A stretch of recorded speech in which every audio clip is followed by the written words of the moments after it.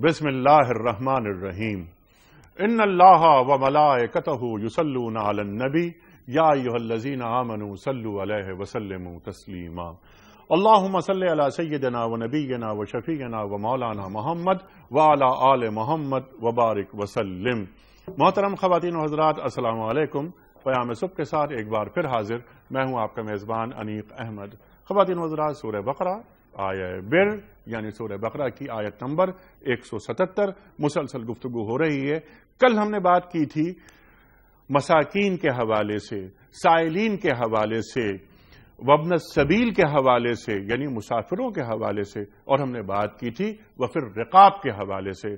ख़वातीन व हज़रात, ये वो लोग हैं कि जब इनके पास माल होता है तो ये माल पर सांप बनकर नहीं बैठ जाते, बल्कि वो वातल माला अला हुब्बिही ज़विल कुर्बा, यहां से बात शुरू हुई कि वो अपने रिश्तेदारों पर माल खर्च करते हैं। रिश्तेदार वो ददियाली हों या ननिहाली हों, वो दादा दादी चाचा ताया फूफी उस तरफ का ताल्लुक हो, या फिर नाना नानी मामू खाला उस तरफ का ताल्लुक हो, या ससुराली अजीज हों। यहां तक गुफ्तगू हमारे उलमा ने फरमाई कि ससुराली अजीज रिश्तेदार उनका भी ख्याल रखा जाएगा, और घर के मुलाजिमीन वो भी रिश्तेदारों में आ रहे हैं, इस मत के झैल में आ रहे हैं। व आतल माला अला हुब्बिही ज़विल कुर्बा, जो अकरबा हैं, जो कराबतदार हैं। ख़वातीन व हज़रात, फिर हमने यतीमों पे बात की, फिर हमने कल आपको याद होगा बात की कि मसाकीन के हवाले से, साइलीन के हवाले से, मुसाफिरों के हवाले से, गुलामों की गर्दनों को आज़ाद करने के हवाले से। ख़वातीन व हज़रात, कल गुफ्तगू वहां हमने मुकम्मल की, तफसील से बात हुई। मिस्कीन वो होता है जिसके पास निसाब निसाब नहीं होता, जरूरत से कम चीजें होती हैं उसके पास, और साइल वो कि जो मांगता है, हाथ फैलाता है मदद के लिए। ख़वातीन व हज़रात, फिर ये भी बात हुई कि क्या हम हर मांगने वाले को दे दें? हाँ, दे दें हर मांगने वाले को, क्योंकि हम खोजने या कुरेदने की तरफ ना जाएं।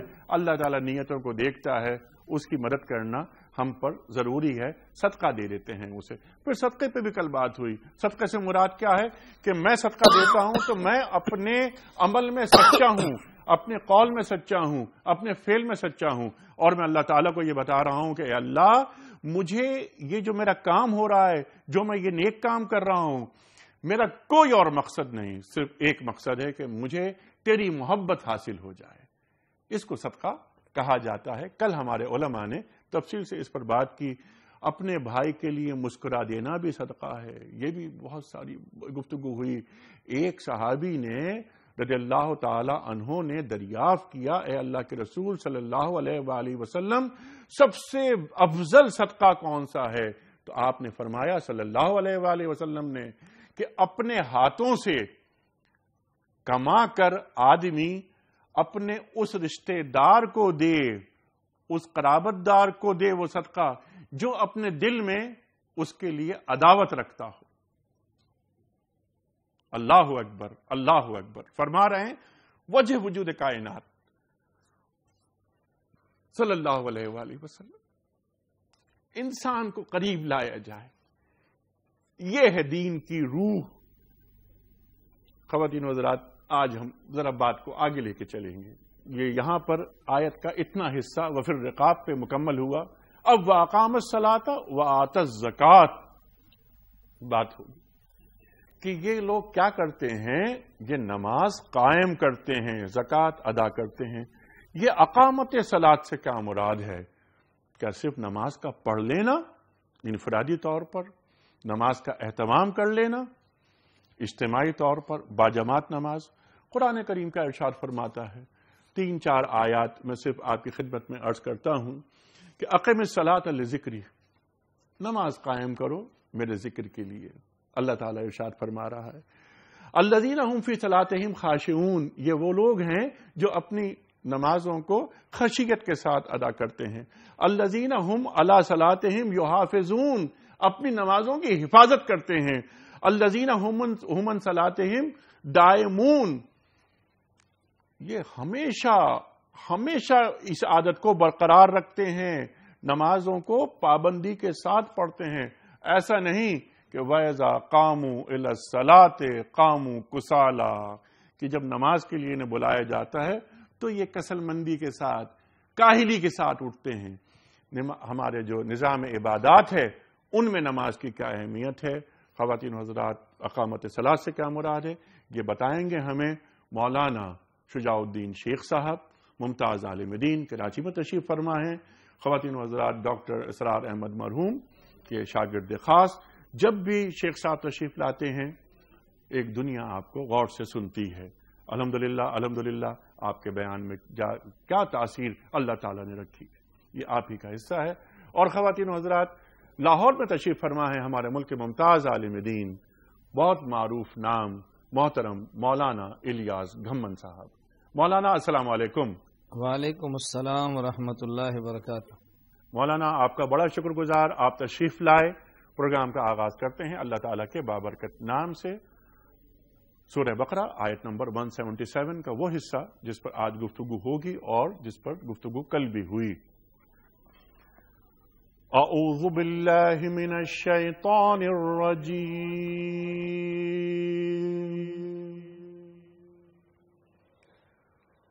بسم اللہ الرحمن الرحیم۔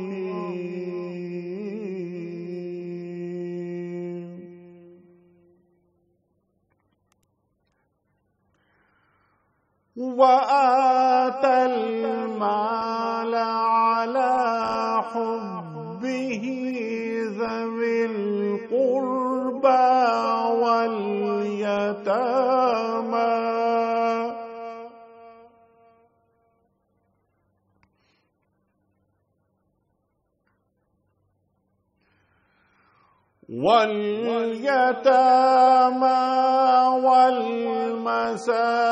وَالْمَسَاكِينَ وَابْنَ السَّبِيلِ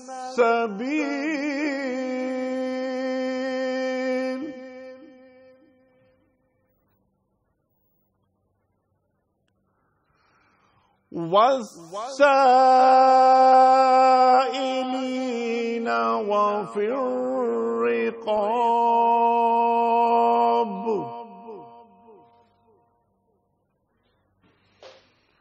وَأَقَامَ الصَّلَاةَ وَآتَى الزَّكَاةَ صدق اللہ العظیم۔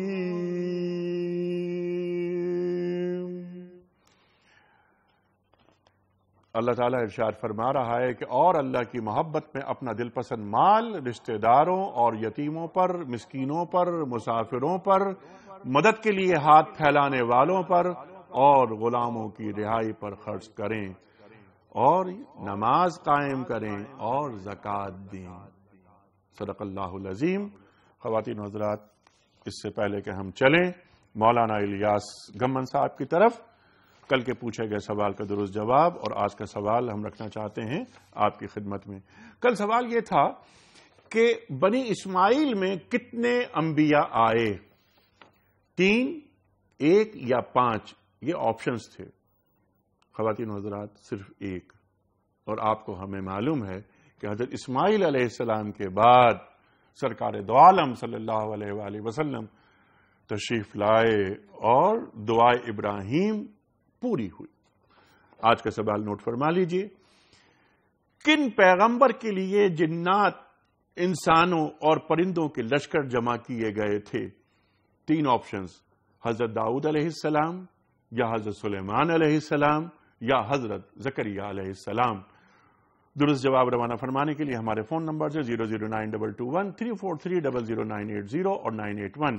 ہمارا ای میل ایڈریس ہے ps@dunyatv.tv، SMS کا نمبر 3031۔ مولانا الیاس گھمن صاحب آپ کی طرف آ رہے ہیں۔ یہاں پر جو آیہ بر شروع ہوئی تھی، لیس البر ان تولوا وجوہکم قبل المشرق والمغرب، اب وہاں سے بات آہستہ آہستہ آہستہ آگے بڑھ رہی ہے۔ کل بھی آپ تشریف لائے تھے، آپ کا بہت شکریہ۔ آج بھی آپ نے زحمت فرمائی ہے۔ آپ یہ فرمائیے کہ اب یہ مال خرچ کریں، تمام مداد بتا دی گئیں، غلاموں کی رہائی کروائیں، قیدیوں کی رہائی کروائیں، ان کی گردنوں کو چھڑوائیں۔ اب آ رہی ہے ایک دم بات، وَأَقَامَ الصَّلَاةَ وَآتَى الزَّكَاةَ، صلاۃ اور زکوٰۃ کو اس مقام پہ رکھا گیا۔ ایک بات تو یہ کہ اتنی دیر بعد کیوں رکھا گیا، اس کی کیا حکمت ہے؟ نمبر 2 یہ فرمائیے کہ اقامت صلاۃ سے کیا مراد ہے؟ الحمدللہ وحدہ لا شریک لہ والصلاۃ والسلام علی من لا نبی بعد۔ شریعت کی بنیاد 3 چیزوں پر ہے، نمبر 1 عقائد، نمبر 2 اعمال اور نمبر 3 اخلاق۔ اس آیت ابواب البر میں اللہ رب العزت نے پہلے عقائد کا تذکرہ تفصیل کے ساتھ فرمایا کہ ان چیزوں پر ایمان لانا ہے۔ اس کے بعد اعمال کی باری ہے۔ اعمال میں اعمال 2 قسم کے ہیں، بعض اعمال وہ جنہیں حقوق العباد کہتے ہیں اور بعض اعمال وہ جنہیں حقوق اللہ کہتے ہیں۔ اللہ رب العزت نے اس آیت میں حقوق العباد کا ذکر پہلے فرمایا، حقوق اللہ کا ذکر بعد میں فرمایا۔ اس کی کئی وجہ ہیں، بنیادی طور پر 2 وجہ ہم ذہن نشین کر لیں۔ نمبر 1، اللہ مستغنی ہے عبادات سے، کوئی شخص دنیا میں ایک بھی اللہ کو سجدہ نہ کرے، اللہ کی کبریائی میں ایک رتی برابر بھی فرق نہیں ہے۔ لیکن اگر مستحق کو صدقہ نہ دیا جائے اور مستحق کو مال نہ پہنچایا جائے تو مستحق کی زندگی اجیرن بن جاتی ہے۔ اس لیے اللہ رب العزت نے حقوق العباد کا ذکر پہلے فرمایا، حقوق اللہ کے بعد میں ذکر فرمایا۔ دوسری وجہ یہ ہے کہ حقوق العباد کا تعلق بندے کے ساتھ ہے۔ بندے کے حقوق تب معاف ہوں گے جب بندے سے معافی کرائیں یا حقوق ادا کریں، اور حقوق اللہ کا تعلق اللہ کی ذات کے ساتھ ہے۔ ان کے حقوق ادا کریں وہ تب بھی معاف کر دیں، اور اگر حقوق ادا نہ کرے تب بھی اللہ رب العزت اپنے کرم سے معاف فرما دیں۔ ان کی شان کریمی ہے، ایک اللہ کی شان عدل ہے، ایک اللہ کی شان کریمی ہے۔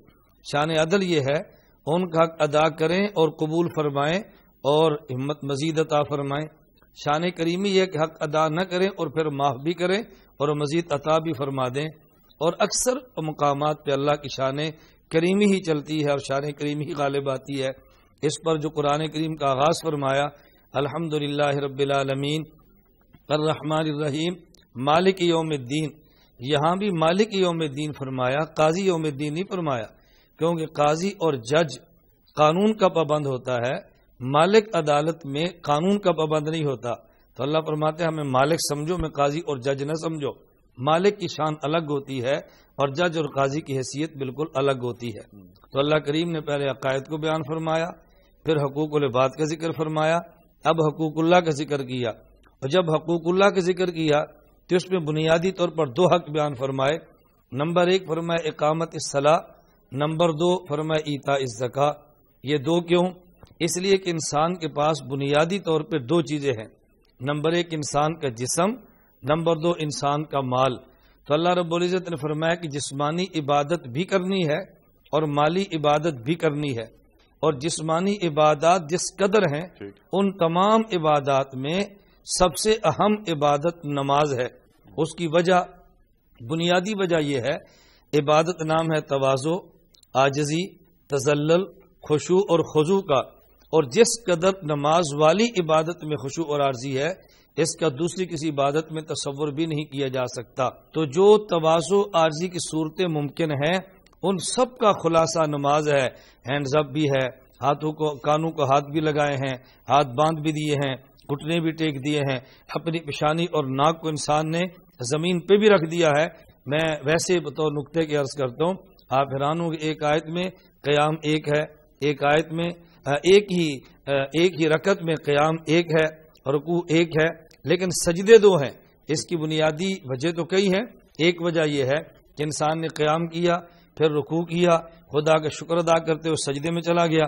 اب انسان کا دل کرتا ہے اے اللہ میری خواہش یہ ہے اگر زمین پڑتی میں اور نیچے جاتا، کیونکہ اور نیچے نہیں جا سکتا۔ اللہ فرماتے ہیں ایک بار اور چلے جاؤ۔ یہ ایک بار اور چلے جانا انسان کے اندر کے اس جذبے کی تکمیل ہے جو جی چاہتا ہے میں اور نیچے چلا جاؤں۔ نماز سے مراد صرف یہ نہیں ہے کہ انسان نماز پڑھے، بلکہ اس سے مراد یہ ہے کہ انسان نماز اس انداز میں پڑھے اتم افعال الصلاۃ فی اوقاتها برکوعها وسجودها وطمانینتها وخشوعها، انسان مکمل رکوع سجدے کا خیال کرتے ہوئے نماز ادا کرے، اس کا نام ہے اقامت صلاح۔ معلوم ہوا صرف نماز پڑھنا کافی نہیں ہے، نماز کو ہمیشہ بھی پڑھنا ہے اور نماز کو مکمل اطمینان کے ساتھ ادا کرنا ہے، تب اقامت صلاۃ ہوگی، وگرنہ اقامت صلاۃ نہیں ہوگی، صرف ادائے صلاۃ ہوگی۔ ادائے صلاۃ الگ ہے اور اقامت صلاۃ الگ ہے۔ بنیادی گفتگو تو عطا فرمائی الیاس گھمن صاحب نے۔ اب یہاں پر میں ایک جو بہت اہم نکتہ میں چاہ رہا ہوں کہ اس پر گفتگو کا آپ آغاز کریں، اقامت صلاۃ، یعنی کتنی اہم بات ہے کہ اللہ تعالیٰ ارشاد فرما رہا ہے کہ الذین ان مکناہم فی الارض اقاموا الصلاۃ وآتوا الزکوٰۃ، جن کو زمین پر ہم اقتدار دیں گے وہ نماز قائم کریں گے اور زکوٰۃ ادا کریں گے اور کروائیں گے۔ ارشاد فرمائیے۔ بسم اللہ الرحمن الرحیم، اللہم صلی علی محمد وعلی آل محمد وبارک وسلم۔ صرف ایک نقطہ مختصراً یہ عرض کر دوں کہ نماز اور زکوٰۃ کا ذکر ایتائے مال کے بعد آیا ہے، اور گھمن صاحب نے اس سے وضاحت فرمائی بہت عمدگی سے کہ عقائد، اعمال اور اخلاقیات، یہ حقوق العباد کا بیان آ رہا ہے۔ ایک اور بات نوٹ کرنے کی ہے، کیونکہ اس آیت کو عنوان ہم نے دیا آیت البر کا، وہ آیت جس میں نیکی کی حقیقت بیان کی گئی۔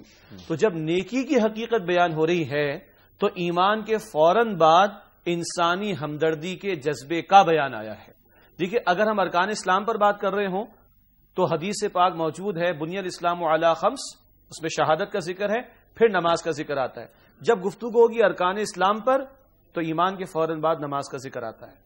لیکن اس آیت میں رب کائنات گفتگو عطا فرما رہا ہے نیکی کے بارے میں، تو ایمان کے بعد جو مطلوب جذبہ ہے فوری طور پر وہ نیکی کا، انسانی ہمدردی کا، دوسروں کے کام آنے کا۔ جیسے بڑا خوبصورت جملہ عطا فرمایا کہ اللہ کو ہمارے سجدوں کی کوئی حاجت نہیں، لیکن بندوں کے ساتھ حسن سلوک نہ کیا جائے تو بندوں کا نقصان ہوا کرتا ہے۔ تو گویا نیکی کے بیان میں سب سے قبل بات آ رہی ہے انسانی ہمدردی کی، ایمان کے بعد۔ ایک اور بات پہ غور کیجئے، نماز کا ربط اور زکوٰۃ کا ربط پچھلی دو باتوں سے کیا بنتا ہے؟ نماز ہمارے ایمان کو اس کی آبیاری کا ذریعہ بنتی ہے۔ گویا نیکی تب ہوگی جب ایمان بندے میں موجود ہوگا، تو ربط نماز کا ایمانیات کے بیان سے یہ بنا کہ ایمان ہمارا تازہ ہوتا رہتا ہے نماز سے، اور یوں نیک عمل ہوتا رہے گا۔ زکوٰۃ کا تعلق کیا بنتا ہے؟ زکوٰۃ ہے تو سال میں ایک مرتبہ، لیکن کافی نہیں ہے، وہ ایک ریمائنڈر ہے۔ اسی لیے رسول اکرم صلی اللہ علیہ وسلم نے یہ آیت تلاوت فرمائی اور ارشاد فرمایا جامع ترمذی کی روایت میں، ان فی المال لحق سوی الزکاۃ، بے شک مال میں زکوٰۃ کے علاوہ بھی حصہ مقرر ہے۔ ایتائے مال، مال کا ادا کرنا، اس کا بیان الگ ہے، اور ایتائے زکوٰۃ کا ذکر الگ آیا۔ یہ جو آج ہمارے ٹرینڈ ہے کہ مفتی حضرات سے پوچھا جاتا ہے اس پہ زکوٰۃ تو نہیں، فلاں پہ زکوٰۃ تو نہیں، وہ بھائی زکوٰۃ کافی کب ہے؟ زکوٰۃ کے علاوہ بھی حصہ۔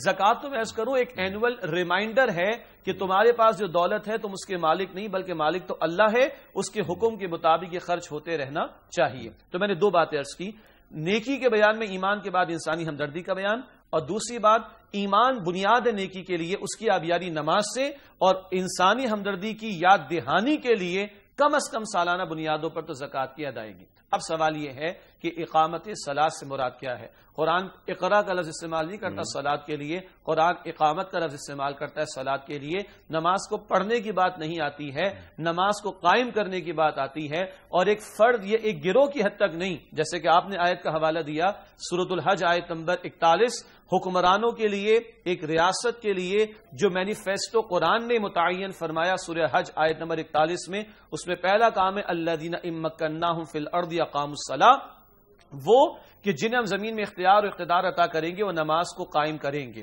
ایک فرد سے بات شروع کریں تو گلی محلے مساجد کا اہتمام ہونا چاہیے۔ یہ ایک حصہ ہے اقامت صلاۃ کا کہ مسلم معاشروں میں یا جہاں مسلمان جہاں جہاں رہتے ہیں باقاعدہ نماز کا باجماعت اہتمام کیا جائے، یہ بھی یقیناً اقامت صلاۃ میں داخل ہے، مگر یہی کل اقامت صلاۃ نہیں ہے۔ نماز کی محافظت کی آپ نے بات کی شروع میں، نماز کے دائمی طور پر ادا کرنے کی بات کی شروع میں آپ نے، نماز میں خشوع اور خضوع کی بات کی آپ نے، یہ سورہ مؤمنون کی ابتدائی آیات میں ہے کہ ایمان والے نمازوں میں خشوع یعنی عاجزی اختیار کرتے ہیں، ایمان والے اپنی نمازوں کی حفاظت کرتے ہیں۔ سورہ معارج میں آتا ہے ایمان والے دائمی طور پر نماز ادا کرتے ہیں۔ تو اقامت صلاۃ یہ بھی کہ وقت پر ادا ہو، اقامت صلاۃ یہ بھی کہ تمام آداب کا لحاظ کر کے ادا ہو، اقامت صلاۃ یہ بھی کہ ظاہر کے آداب بھی اور باطن کے آداب کا بھی لحاظ رکھا جائے۔ اقامت صلاۃ یہ بھی علی صاحب کے ایک سلام پھر گیا مصلی پر اور نماز ہو گئی مکمل تو دوسری نماز شروع ہو گئی مصلی کے بعد،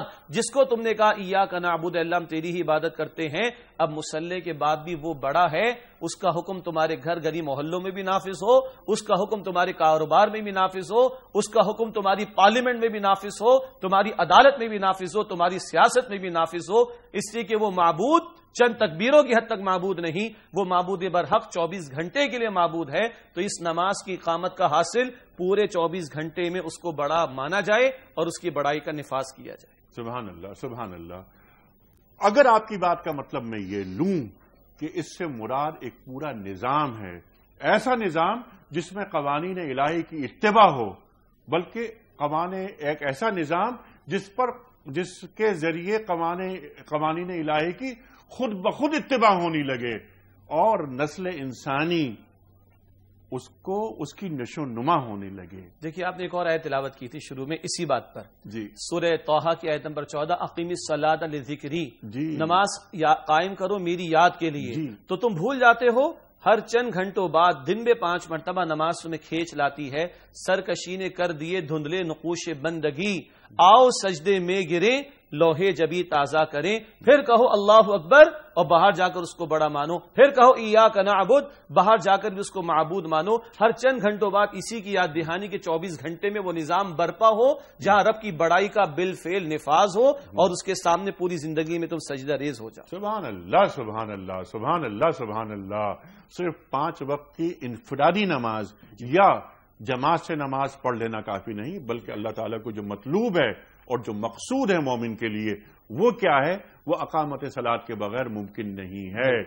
مولانا الیاس گھمن صاحب، یہی سوال میں آپ کی خدمت میں رکھتا ہوں کہ جب ہم جس نظام کی بات دین کو ہم سے مطلوب ہے، کیا وہ صرف نمازیں پڑھ لینے سے وہ مقصد پورا ہو رہا ہے، یا اللہ تعالیٰ کو وہ مقصد جو درکار ہے، جیسا کہ آپ نے فرمایا ایاک نعبد و ایاک نستعین، کہ اللہ ہم تیری ہی عبادت کرتے ہیں اور تجھی سے استعانت طلب کرتے ہیں، تو استعانت طلب ہو رہی ہے، اور میں جب مسجد سے باہر نکلوں گا تو نظر آئے گا میرے قول و فعل میں کہ یہ ہوتی ہے عبادت اور یہ ہوتی ہے استعانت اللہ تعالیٰ کی۔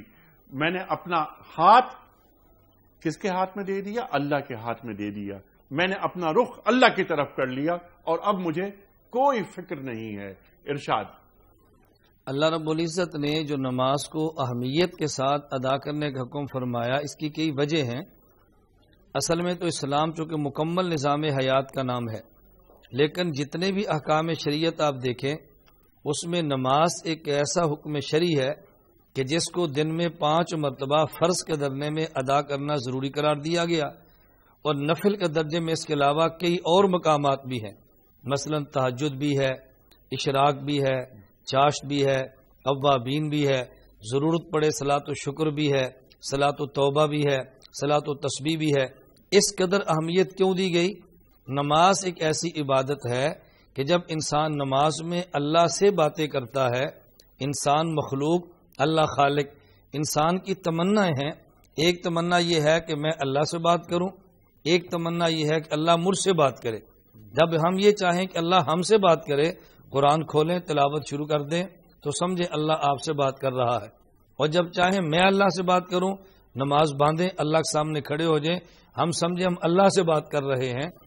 جب انسان اللہ سے بات کرے اور اپنی بات کو سمجھے، پھر دیکھے پوری زندگی میں شریعت پہ عمل کرنا اور پورے نظام حیات کو اپنانا کتنا آسان ہے۔ مشکل کیوں ہے کہ انسان اللہ سے بات بھی کرتا ہے اور یہ سمجھتا بھی نہیں کہ میں کیا بات کہتا ہوں، اس لیے انسان اپنی زندگی میں شریعت پہ عمل کر نہیں پاتا۔ نماز کے بارے میں اللہ نے فرمایا ان الصلاۃ تنہا عن الفحشاء والمنکر، نماز بے حیائی سے روکتی ہے، گناہ سے روکتی ہے۔ ہم نماز پڑھتے ہیں، ہمیں گناہ سے کیوں نہیں روکتی؟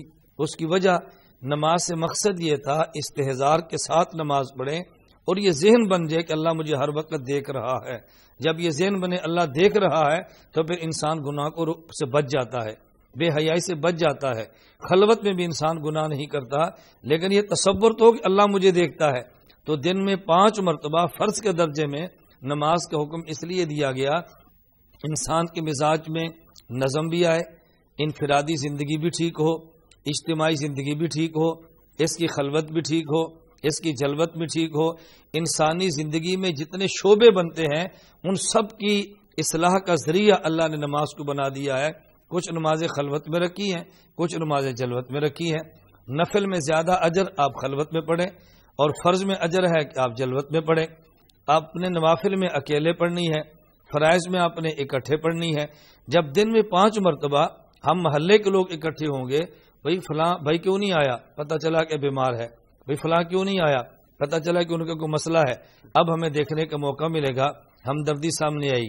جمعے کا دن ہے، اب محلے سے تھوڑا سا بڑھ جائیں، اس علاقے کے سارے لوگ اکٹھے ہو جائیں، اب پتہ چلے فلاں بندے کا مسئلہ، دکھ اور درد کیا ہے وہ سامنے آئے گا۔ اور اس کا اللہ کے نبی نے کتنا اہتمام فرمایا۔ حضور جمعے کی نماز خطبہ دے رہے ہیں، ایک صحابی آئے اور وہ آ کر بیٹھ گئے۔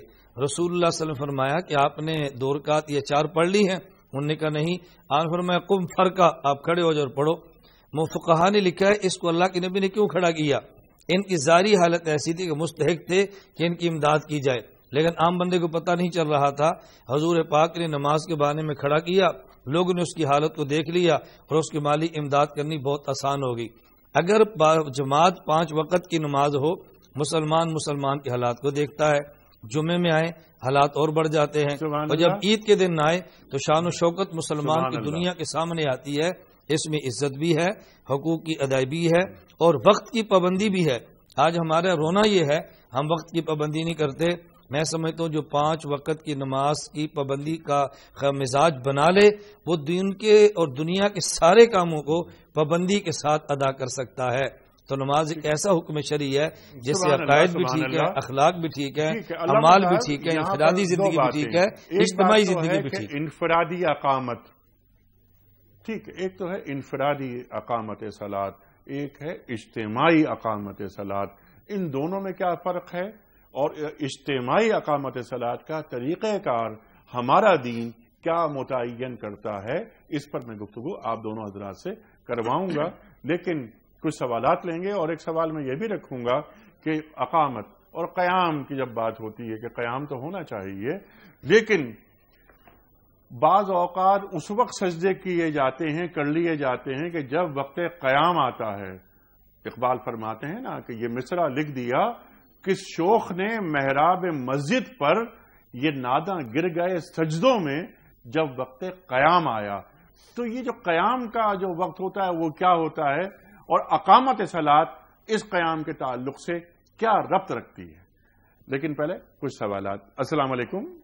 ہیلو، السلام علیکم۔ جی وعلیکم السلام۔ سر عابد بات کر رہا ہوں اسلام آباد سے۔ سر میرا سوال یہ ہے، نماز میں خشوع اور خضوع سے کیا مراد ہے؟ نماز میں خشوع اور خضوع سے کیا مراد ہے؟ اور میں آپ کے سوال کو آپ کی اجازت سے ذرا سا اور بڑھا دیتا ہوں کہ اسے حاصل اگر کرنا ہو تو اس کا طریقہ کیا ہوگا؟ ٹھیک ہے عابد صاحب، آپ کے سوال کا بہت شکریہ۔ شیخ صاحب پہلے میرا سوال یا عابد صاحب کا سوال؟ ابھی عابد صاحب کا تعلق جو ہے نا، عابد تو عبادت کرنے والا، ان کا سوال پہلے۔ جی دیکھیے سورہ المؤمنون میں بھی یہ الفاظ آئے الذین هم فی صلاتهم خاشعون، اس سے قبل قد افلح المؤمنون، کامیاب وہ ایمان والے ہوں گے جو اپنی نمازوں میں خشوع اختیار کریں گے۔ صرف نماز ادا کرنے والے کامیاب نہیں، بلکہ وہ جو نمازوں میں خشوع اختیار کریں گے۔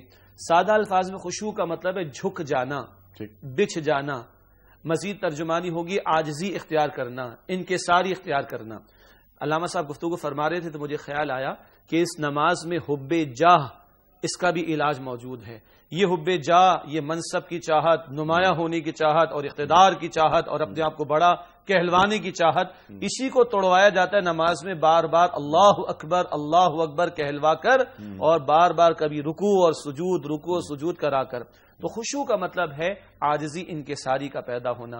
اس کا ایک اور حاصل ہے کہ بندہ پورے طور پر اللہ کے سامنے جھکے، رکوع میں بھی جھکا، سجدے میں بھی جھکا، اب اس کا باطن بھی جھک جائے، عاجزی انکساری۔ اور نماز کے بعد جیسے علامہ صاحب ابھی آیت سنا رہے تھے ان الصلاۃ تنہا عن الفحشاء والمنکر، بے شک یہ نماز بے حیائی اور بری باتوں سے روکتی ہے۔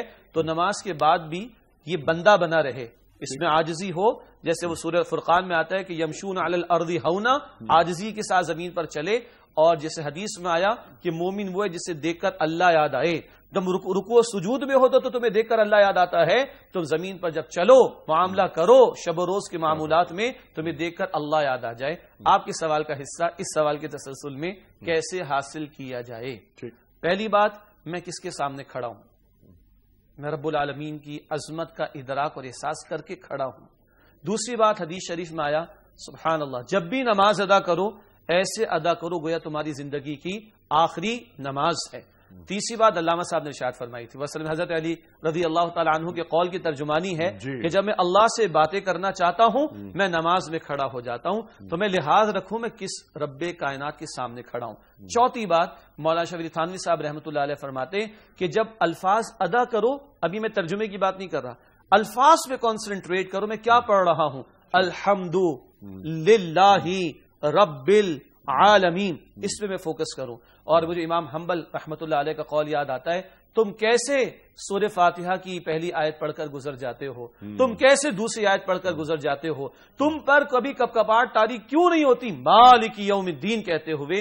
اس لیے اب کہوں گا پانچویں بات، میں جو پڑھ رہا ہوں، جو تلاوت کر رہا ہوں، اس کا مفہوم بھی مجھے معلوم ہو اور اس کا تاثر لے کر جب میں نماز ادا کروں گا تو یہ خشوع، یہ خضوع، یہ جھکاؤ، یہ عاجزی، یہ انکساری یہ بڑھتی جائے گی انشاءاللہ تعالی. سبحان اللہ سبحان اللہ.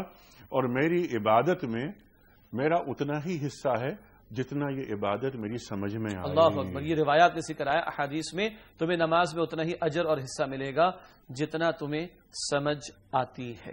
اور کیا فرما رہے ہیں حضرت علی کرم اللہ وجہ کہ اس عبادت میں کوئی بھلائی نہیں جس میں غور و خوض نہ ہو. بالکل. مولانا میں آپ کی طرف آ رہا ہوں. سوالات کے جوابات تو یہ دے دیے شیخ صاحب نے. میں نے سوال یہ رکھا تھا آپ کی خدمت میں، ایک ہوتا ہے انفرادی اقامت صلاۃ، ایک ہے اجتماعی اقامت صلاۃ. جیسا کہ آپ نے فرمایا اجتماعی اقامت صلاۃ کے بنیادی تقاضے کیا ہیں؟ ایک انفرادی نماز ہے، ایک اجتماعی نماز ہے. ہم نے انفرادی نماز بھی ادا کرنی ہے، اجتماعی بھی ادا کرنی ہے. اجتماعی نماز سے انسان کی جلوت ٹھیک ہوتی ہے، اور جب اجتماعی طور پہ ہم نماز کو قائم کریں گے، نماز کی پابندی کریں گے، سب مل کر نماز پڑھیں گے، اس میں اس قدر انسانی ہمدردی کے پہلو نکلتے ہیں کہ جس کا اگر رسول اللہ صلی اللہ علیہ وسلم کی زندگی کا مطالعہ نہ کریں تو شاید انسان کو سمجھ نہ آئے. میں صرف 2 واقعے عرض کرتا ہوں. حضور اکرم صلی اللہ علیہ وسلم نماز پڑھا رہے ہیں. یہ مدینہ منورہ کی ابتدائی زندگی کی بات ہے. خواتین بھی آ رہی ہیں نماز سیکھنے کے لیے. رسول اللہ صلی اللہ علیہ وسلم نے فجر کی نماز میں پہلی رکعت میں قل اعوذ برب الفلق، دوسری میں قل اعوذ برب الناس پڑھا اور سلام پھیر دیا. اب بڑا تعجب کہ فجر کی نماز میں تلاوت لمبی ہوتی ہے، اللہ کے نبی نے کم کیوں فرمائی؟ فرمایا خاتون کا بچہ رو رہا تھا، میں نماز مختصر کر دی تاکہ اس ماں کا اس بچے کے رونے کی وجہ سے دل ادھر متوجہ ہے، یہ ماں پریشان نہ ہو. یہ اجتماعی زندگی نے بتایا کہ کس قدر انسانی ہمدردی کے پہلو سے نکلتے ہیں. مدینہ منورہ کے قریب ایک بستی ہے، وہ لوگ آئے تو انہوں نے کہا یا رسول اللہ ہمیں کوئی امام دیجئے جو ہمیں نمازیں پڑھائے. رسول اللہ صلی اللہ علیہ وسلم نے صحابی کو فرمایا آپ نماز پڑھائے کریں. انہوں نے جا کے نماز پڑھائی، عشاء کی نماز، اور سورہ بقرہ کی تلاوت کر دی. صبح وہ لوگ شکایت لے کر آگے، یا رسول اللہ ہم کسان لوگ ہیں، کھیتی باڑی کرتے ہیں، تھکے ہیں، ان نے بہت لمبی نماز پڑھائی. اللہ کے نبی نے اس پر شاباش نہیں دی، آپ نے بہت اچھا کیا لمبی نماز پڑھائی. فرمان لگے نہ بشرو، لوگ خوشخبریاں دو، یسرو آسانیاں پیدا کرو، ولا تنفرو دین سے دور نہ کرو، ولا تعسرو تنگیاں پیدا نہ کرو. اب یہ باتیں کیسے سمجھ آئیں اگر اجتماعی نماز نہ ہو؟ اجتماعی نماز نے ہی ان مسائل کو حل کرنا ہے. پھر اجتماعی نماز کے لیے ایک جگہ متعین ہے، اس جگہ کا نام مسجد بنایا گیا. وہ مسجد ایک اجتماعی سوسائٹی کے جمع ہونے کا نام ہے. وہاں غریب بھی ہے، امیر بھی ہے، حاکم بھی ہے، محکوم بھی ہے، کالا بھی ہے، گورا بھی ہے. تمام امت کو ایک جگہ پہ اکٹھا کر کے ایک امام کے پیچھے کھڑا کر دیا گیا. اور ساتھ یہ بھی ارشاد فرمایا یہ جو تمہارا امام ہے اگر اس میں عملی کوتاہی بھی ہو تو نماز اس کے پیچھے ہی تم نے پڑھنی ہے. صلو خلف کل امام برن کان او فاجرا. عملی کوتاہی بھی ہو ایک الگ نماز کھڑی کر کے مسجد میں انتشار پیدا نہیں کرنا، 2 بندے الگ کھڑے کر کے مسجد کو ٹکڑوں میں تقسیم نہیں کرنا. رسول اللہ صلی اللہ علیہ وسلم نے کس قدر اجتماعیت کی بات فرمائی ہے. امت کے دکھ درد کی بات سمجھائی ہے، صحابی کو کھڑا کر کے اس کی مالی حالت آپ نے فرمائی ہے. تو جب سب مل کر نماز پڑھیں گے تو اللہ گواہ ہے اجتماعی زندگی اس قدر بہتر بنے گی کہ جس کا انسان اس معاشرتی سوسائٹی میں تصور بھی نہیں کر سکتا. شریعت چاہتی ہے خلوت بھی ٹھیک ہو، جلوت بھی ٹھیک ہو، خلوت میں نمازیں ادا ہوں، جلوت میں نمازیں ادا ہوں. اس سے پوری زندگی انسان کی بدل کے رہ جاتی ہے. اور ہمیں چاہیے کہ اقامت صلاۃ کے جو مقاصد ہیں اس کو حاصل کرنے ہی کے لیے انفرادی اجتماعی طور پر نماز کی پابندی کا بھرپور خیال کریں. سبحان اللہ سبحان اللہ. مولانا گھمن صاحب، آپ نے میرا سوال آسان کر دیا اپنے آخری جملے میں کہ اجتماعی اقامت صلاۃ کے جو مقاصد ہیں، سرکار یہی سوال کو بالکل چھوٹا کر دیتا ہوں میں، وہ مقاصد کیا ہے؟ بسم اللہ الرحمن الرحیم. ایک چھوٹی سی بات ایڈ کر دوں. علامہ صاحب نے ذکر فرما دیا اجتماعیت ہے اور فاسق اور فاجر بھی ہے، نماز اس کے پیچھے ادا کر لو. جی ہاں. نماز جوڑنے کے لیے آئی ہے، جی ہاں، توڑنے کے لیے نہیں آئی. سبحان اللہ. مسجدیں جوڑنے کا ذریعہ ہونی چاہیے، ٹیگ لگا کر توڑنے کا ذریعہ نہیں ہونی چاہیے.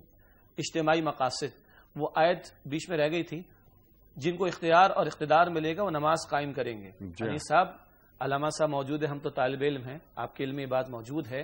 وقت کے حکمراں کی ذمہ داری ہے وہ جمعے کا خطبہ دیں اور جمعے کی نماز پڑھائیں، یا اس کا نمائندہ اگر ریاست بڑی ہو تو. اور وقت کے حکمراں کی ذمہ داری ہے وہ عید کا خطبہ دے، عید کی نماز کی امامت کرے. اور یہ جو ہمارے مشہور ہے نا کہ جمعے کے دو حکمرانوں پر بھاری ہوتی ہے، یہ ہمارے والوں کے لیے نہیں ہے.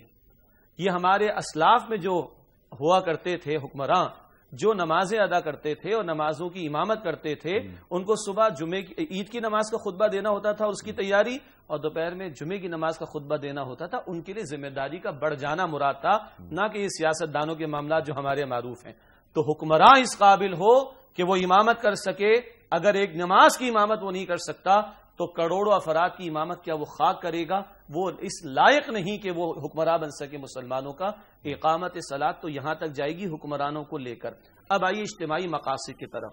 کچھ کی طرف اشارہ کیا علامہ صاحب نے، وہ ہمدردی، وہ ایثار، وہ اپنے بھائی کی شکل دیکھ کر مجھے اندازہ ہو.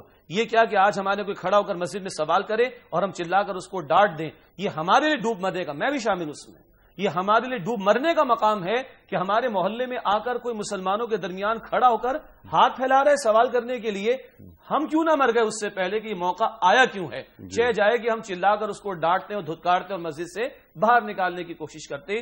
وہ اجتماعیت مقصود ہے کہ جہاں ہمدردی ہو، جہاں مساوات ہو. اور اللہ ایک پریکٹس کرا رہا ہے، جب تم پہلی صف میں کھڑے ہوتے ہو تو ایسا نہیں ہے کہ پنجاب بڑا صوبہ ہے تو پہلی صف میں پنجابی کھڑے ہوں گے اور بلوچی بعد میں جا کے کھڑا ہو جائے گا. ایک ہی صف میں کہہ تو دیتے ہیں، ایک ہی صف میں کھڑے ہو گئے. یا اگر میں امیر کبیر رئیس ہوں تو میں آگے کھڑا ہوں گا، اور اگر میں چپڑاسی ہوں تو میں پیچھے کھڑا ہوں گا. ایسا نہیں، ایک ہی صف میں کھڑے ہو گئے. محمود و ایاز، نہ کوئی بندہ رہا نہ کوئی بندہ نواز. تو مساوات بھی، وہ اتحاد بھی، وہ وقت کی پابندی بھی، پنکچویلٹی بھی جس کا تذکرہ کیا گیا. اور اگر بڑے اسپیکٹرم میں آپ جائیں تو وہ اظہار مساوات کا، اتحاد کا، یگانگت کا، ایثار کا، قربانی کا جو ایک مسجد میں نظر آ رہا ہے، وہ اللہ کی زمین پر بھی نظر آنا چاہیے. اللہ کے نبی پاک علیہ السلام نے فرمایا میری سمت کے لیے ساری زمین کو مسجد بنا دیا گیا ہے. تو وہ اظہار 5 وقت کا 5 وقتہ نماز میں، بڑا اظہار جمعے کی نماز میں، اس سے بڑا اظہار عید کی نماز میں، اس سے بڑا اظہار حج کے موقع پر، اس کا ریپلیکا معاشرے میں آنا چاہیے. اور پھر عرض کر دوں وہ بات، جس اللہ کو تکبیروں میں بڑا کہا اس کی بڑائی کا نفاذ باہر آ کر بھی ہونا چاہیے. وہ جو اقبال نے کہا کہ یا وسعت افلاک میں تکبیر مسلسل، یا خاک کی آغوش میں تسبیح و مناجات. وہ مذہب مردان خداگاہ و خدا مست، یہ مذہب ملا و جمادات و نباتات. اللہ کی تکبیر رکوع و سجدے تک محدود نہ ہو، اللہ کی تکبیر کا نعرہ پوری سلطنت اور ریاست تو پوری دنیا میں بلند ہو. اس مقصد کے لیے اللہ نے پیغمبروں کو بھیجا اور اس مقصد کی تکمیل اب امت کے کاندھوں پر ہے. ان الحکم الا للہ، حکم کا اختیار اللہ کے لیے ہے. سروری زیبا فقط الذات بے ہمتا کو ہے، حکم راہ ایک وہی باقی بتانے حاضر. سبحان اللہ سبحان اللہ سبحان اللہ سبحان اللہ. اللہ کی کبریائی جو بیان ہو رہی ہے مسجد میں، اس سے ہم بس نماز پڑھ کے فارغ نہیں ہو گئے، بلکہ ہمیں باہر لے کر آنا ہے اور معاشروں کو بنانا ہے اسلامی، دینی، قرآنی خطوط پر استوار کرنا ہے۔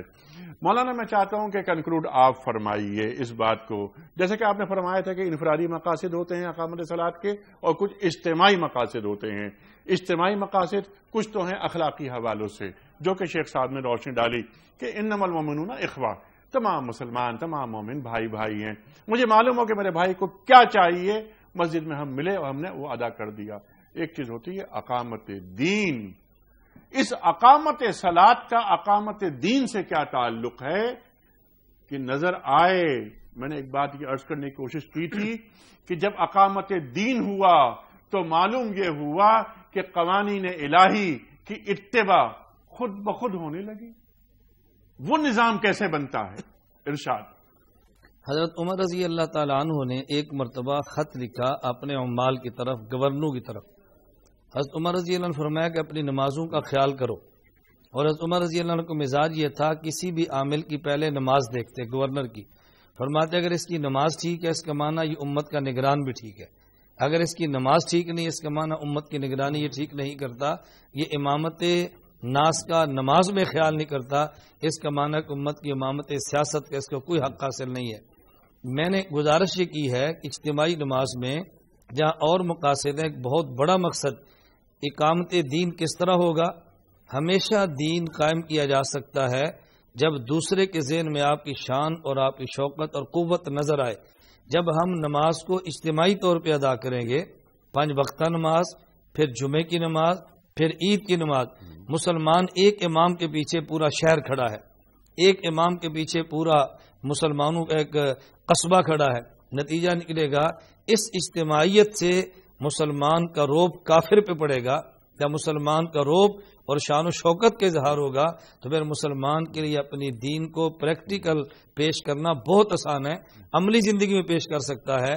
تو اگر یہ نماز کی پابندی اجتماعی طور پہ کر لیتے ہیں، وقت کی پابندی بھی ہوگی، ہمدردی بھی ہوگی، ایک امام کے پیچھے چلنے کا جذبہ بھی ہوگا، اجتماعیت بھی آئے گی، شان و شوکت اور طاقت کا اظہار بھی ہوگا۔ جب یہ سب چیزیں یکجا ہوں تو پھر دین کو قائم کرنا بہت آسان ہو جاتا ہے۔ تو اقامت صلاۃ اقامت دین کا بہترین ذریعہ اور بہترین وسیلہ۔ سبحان اللہ سبحان اللہ۔ اقامت دین، اقامت صلاۃ، یہ تقاضا ہے ایک نظام وضع کیا جائے جو قرآنی اصولوں پر مبنی ہو۔ شان و شوکت کی بات کی علامہ گھمن صاحب نے، شیخ صاحب، بلکہ آپ نے اس جو بات کی تھی ابھی کہ انفرادی نماز، پھر باجماعت نماز، پھر جمعے کی نماز، اس کے بعد عید کی نماز، اور پھر حج، یہ ہے امت کا تصور بحال ہو رہا ہے۔ ریاست میں ہم عید کی نماز پڑھ رہے ہیں، اقبال کیا فرما رہے ہیں کہ عید آزاداں شکوہ ملک و دین، عید محکومہ ہجوم مومنی۔ تو یہ ہم ہجوم مومنین ہیں یا شکوہ ملک و دین کو ڈپکٹ کر رہے ہیں؟ خواتین و حضرات، یہاں پروگرام کا وقت ختم ہو رہا ہے۔ یہ ہے اقامت صلاۃ، جس کی روح شیخ صاحب نے اور علامہ الیاس گھمن صاحب نے عطا فرمائی۔ شیخ صاحب ایک پرچی نکال کر آپ اعلان فرمائیے۔ بنی اسماعیل میں کتنے نبی آئے؟ کل کا سوال ہم نے یہ رکھا تھا آپ کی خدمت میں، درست جواب 1، سرکار دو عالم صلی اللہ علیہ وآلہ وسلم۔ آج کا سوال نوٹ فرما لیجئے، کن پیغمبر کے لیے جنات، انسانوں اور پرندوں کے لشکر جمع کیے گئے تھے؟ 3 آپشنز، حضرت داؤد علیہ السلام، یا حضرت سلیمان علیہ السلام، یا حضرت زکریا علیہ السلام۔ درست جواب روانہ فرمانے کے لیے ہمارے فون نمبرز 009221343000980 اور 981، ہمارا ای میل ایڈریس ps@dunyatv.tv، SMS کا نمبر 3031۔ شیخ صاحب کل کے ونر کون ہیں؟ جی لیاقت علی صاحب اسلام آباد سے۔ لیاقت علی صاحب اسلام آباد سے آپ کی خدمت میں کتابوں کا تحفہ پیش کیا جا رہا ہے۔ خواتین و حضرات، یہ اقامت صلاۃ و آتت زکوٰۃ، اس پر گفتگو علامہ گھمن صاحب نے اور شیخ صاحب نے عطا فرمائی۔ خواتین و حضرات، اس سے جو اگلا حصہ ہے اس آیت کا، اس پر انشاءاللہ کل بات ہوگی۔ خدا حافظ کہنے سے قبل آج کی بات قول ہے صاحب نہج البلاغہ امیر المومنین حضرت علی مرتضیٰ کرم اللہ وجہہ کا۔ آپ فرماتے ہیں کہ جو شخص موت کو یقین کی آنکھ سے دیکھتا ہے اس کو وہ نہایت نزدیک معلوم ہوتی ہے۔ جو شخص موت کو یقین کی آنکھ سے دیکھتا ہے اس کو وہ نہایت نزدیک معلوم ہوتی ہے۔ خواتین و حضرات، انیق احمد کو اجازت، خدا حافظ۔